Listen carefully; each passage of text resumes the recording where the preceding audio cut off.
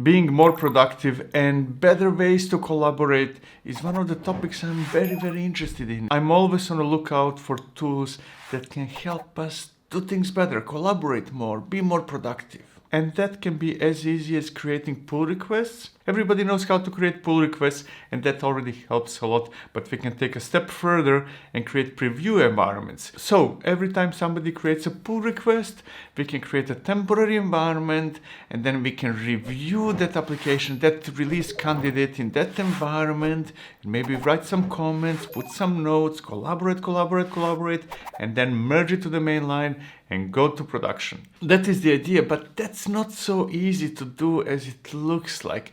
We can bake it ourselves, maybe with using GitOps tools. Hey, GitOps tools. You should have seen them in my channel. Anyways, GitOps tools could be one way to do it. We need to figure out how that something will be cost effective. So maybe we should use Knative to make it serverless. Or maybe we use tools like Gitpod or Octeto that simplify creation of preview environments and quite a few other things. All those that I mentioned and most of the others are missing one very, very important thing. They do not facilitate inclusive collaboration.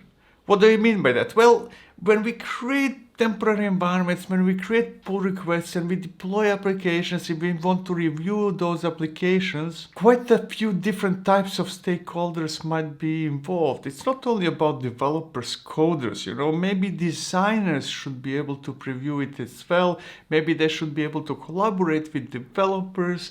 Managers might be put into the mix and so on and so forth. And that's what we are going to explore today. We're going to see how we can create preview environments, temporary environments, and whenever we create a pull request or update a pull request and make collaboration inclusive, invite everyone to collaborate, to write notes, create screenshots, maybe some other things. We'll see. It's a secret for now. And what does matter right this moment is that we are going to explore Livecycle as a potential candidate for what I will call inclusive collaboration. Collaboration that invites everybody to work on a project.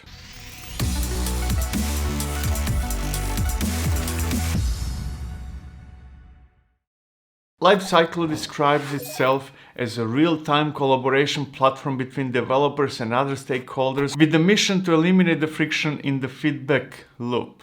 That's a mouthful, so let's take a look at what it does and how it does it. Livecycle is a SaaS service. I already registered. I will not go through registration. You can do it yourself. It's 2 clicks, easy. So let's jump into the real deal. Let me create a first project in Livecycle. I mean, this is not my first project, but I deleted all the projects because I wanted to show you how it looks like from the get-go. So configure a new project and then we connect to GitHub. Right now it supports only GitHub, but I suspect that in the future it will extend its reach beyond GitHub. For now, that's what it is. But hey, everybody has a GitHub account, even if you're not using GitHub for your business. So I'm going to connect to GitHub, select a repository. I will choose DevOps Toolkit. You can choose any repo you want. Actually, don't choose any repo you want. Fork my repo if you want to reproduce what I'm doing. And the commands, the instructions are in a gist, and the link to the gist is in the description. So go ahead and fork my repo if you want to reproduce what I'm doing. And I will not have to fork it because it's mine. Hey! And then we have to choose a template. You can see from the template types, from the languages, that this is mostly focused right now on front ends. There are plans for the future to support other types of applications, but front end right now is the focus. So you should be using Livecycle with your front end applications. And since you know me, I like using containers. I package everything in container images. So instead of trying to figure out how my application fits into one of those templates, I will say, hey, Dockerfile. That's what you should use. That's what you should use as well, and that's what I will be using. So local Dockerfile is my template of choice. And then we can change the default image port, which I don't have to do because my application is listening on port 80. There are environment variables, which I do not need right now. You might, because that's how you customize behavior, but not right now. And then we can review the configuration. That's interesting because there is Livecycle YAML file, which you could store in your Git repository, which is one of the undocumented features But in my case, there is no need to change anything because it's Dockerfile, it's self-sufficient, right? So I will just click deploy and go. And from there on, Livecycle takes over, it clones the repository, it configures builds, and it builds the image. There is no need to export or publish files, so it does nothing over there, and I can go straight to the dashboard and see what I'll get. There's my application. Over there it is, and I can click on the app and see the preview, right? My application is up and running right now from the master branch or the main line, but we are going to change that soon. In this moment, you might be asking yourself, hey, how is this different from any other tool that creates preview environments? And so far it's not, but the good part is yet to come. So let's see what makes it really, really, really special. And to see that, I'm going to check out the new branch, and then I'm going to edit config toml and change a few things in my application. It's a silly application, so don't think much of it. What does matter is that I will change few texts, few titles, and then I'm going to save the changes, and I'm going to edit the files and commit files, and I'm going to create a pull request using GitHub CLI. And if you're not familiar with GitHub CLI, shame on you. You should be. The link to the video is in the description over there. And that's about it. My pull request was created, and now we can see Livecycle in its full glory. It's not a big application, but what it does well. So let's take a look. So I'm going to open my repository, go to the pull request I just created, and over here I can see Livecycle Playground. We can see that Livecycle is doing something with that pull request. So let's see what it's doing by clicking the details link over there. And that's the preview of my pull request. You can see that it says DevOps Toolkit series likes Livecycle. That proves that it is really the code that I just changed and that I pushed to GitHub and created a pull request. And here's the real deal. Here's what makes Livecycle special. I mean, creating preview environments is awesome by itself, but that is something that other tools are doing as well. So it is awesome, but not unique. What does make it unique is that start reviewing button. So let's take a look at what it does. To begin with, we can create a video of what's going on. So we can navigate the website, do whatever we need to do, and create a video so that others can see our interaction as a reviewer with that website, with that frontend. And then we can pass messages to other people in a team that are related to that video and say whatever we should say. And in this case, it's a silly message, but hey, you should write real comments and real feedback to your teammates. We can also edit a website or front-end live. So let's say that I just noticed that the title is not correct. Every word should have capital letters. Mention that that's the rule in this website. And then I can modify how it behaves live at runtime. So I will change, for example, small letter L to capital L. And then maybe change the font size or a few other things. And once I'm finished editing the front-end, I can write a comment. And that's what I'm about to do. Next, we can create screenshots. So if we want to comment on a specific part of the application, we can create a screenshot and then say, hey, this and that, whatever you want to say, whatever you want to communicate to your teammates, or to be more precise, to the person that created the pull request. Last but not least, I can preview my application on different devices. I can see how it looks on mobiles or tablets or this computer, that computer, and so on and so forth. And that's just a click away, right? Now, everything I did so far is connected and being sent back to GitHub, to that pull request. And I should double check actually whether that's true or I'm inventing. So let me click on that octopusy or whatever is the name of GitHub mascot. And I'm taken back to the pull request with all the comments and the screenshots and the videos, and everything I did so far while reviewing the front end is stored in GitHub, and the developer or whomever is working on this pull request can easily see what I think about the application, what is the feedback, and so on and so forth. So we have two components, at least two components over here. Livecycle itself makes it very easy for everybody to provide feedback, and for that feedback to be a very useful visual, right? Because frontends are a visual thing. On the other hand, the person who created the pull request can review it in Livecycle as well, but can also get all the feedback inside the pull request. So we have a choice. Some people can be in pull request in GitHub, some people can be in Livecycle, somebody can be in both places. All of that is synced.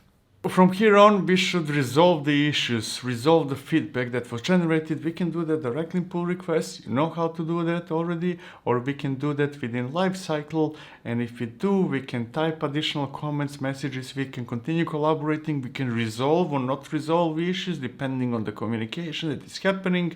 And once we are done, we can merge the pull request, deploy it to production, or start whichever process you are using after you merge to the main line, and then live happily ever after. What else? Yes, we can connect it with Slack so that we get notifications when somebody does something in Livecycle. We can add members to the team so that we define who is collaborating on a project. We can use reverse proxy to connect that front-end application with other applications running somewhere else, backend, for example, or a database or whatever else you might need that is not managed or that is not taken under the umbrella of Livecycle. And when we close the pull request, when we close it or merge it to the main line, then that preview environment and everything we did disappears. It is removed from Livecycle because we are done. I mean, it doesn't really disappear fully because you can reopen that pull request and then it will reappear in Livecycle with everything that we did so far. So it is not permanently gone. It is gone just as long as that pull request is closed. And that's Livecycle. It is a small project. It's not something huge, it's not Kubernetes, but what it does well. It allows us to create preview environments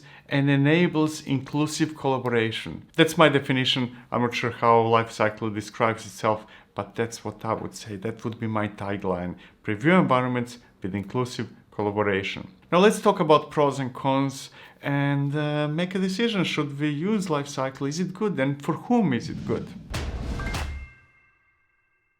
And let's start with negative things, with cons. A few things that I did not like are related simply with the age of the project. It is still in preview. It is still in beta, which makes it great for some other reasons, but this is a very early stage project, so it is normal. It is to be expected that there are some issues, like I've seen errors in the logs that shouldn't be errors.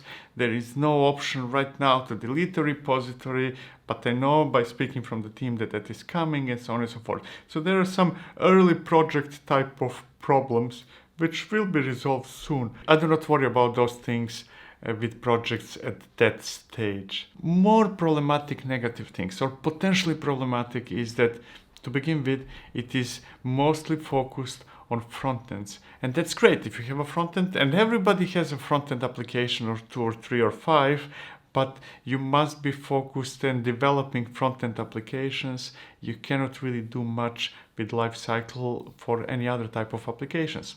It works only and exclusively with github.com, not even GitHub Enterprise. And there is no self-hosted option, right? I love SaaS. I think that we should use service for almost everything that is not our core business. But for quite a few companies, having self-hosted option is potentially good. But for many companies, having self-hosted option is a must, because for one reason or another, they might not be allowed to send data or enable access to GitHub repositories and so on and so forth. Now, before I recorded this video, I spoke with the team and they're already working on all those things. Livecycle will expand eventually beyond front-end application. It will support GitLab very soon and maybe some other Git providers later on. And they're thinking about self-hosted option. So those problems, or let's say lack of features or lack of the ability to run under different circumstances and serve different needs, can be attributed to the project being in very, very early stages.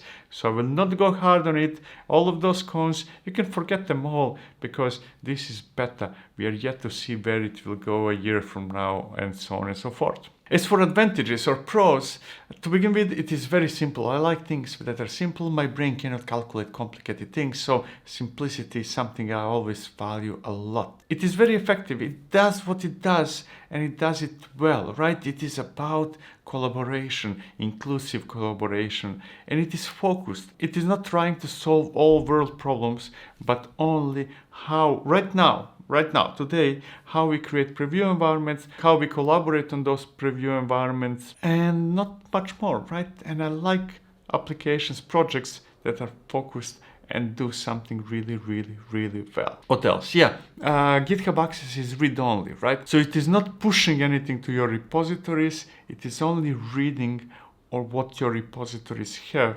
instead of writing something to your code repositories, and that's a good thing, right? Because it is not intrusive. It does post comments over there, but that's not as serious as being able to modify contents of your repositories. It is free. It is completely 100% free, but that is right now while it is in beta. So you might want to hurry up and sign up, because I'm not sure what will be the pricing model after it goes out of beta. But right now, while in beta, it is completely 100% free. All in all, I really, really like it. It is in preview, it is in beta. We shouldn't judge it harshly yet. And I know for a fact that much more is coming. I just do not want to speculate too much, because that's up to the team behind Livecycle to figure out what that something is coming. But it is coming, and it's absolutely awesome. Try it out. If you have a front-end application, and if you want to have an easy way to create preview environments, and if you want everybody in your company, no matter the level of experience and involvement, to collaborate, then this is a good thing. Try it out. It's free. Why not? You have nothing to lose. Check it out and let me know what you think.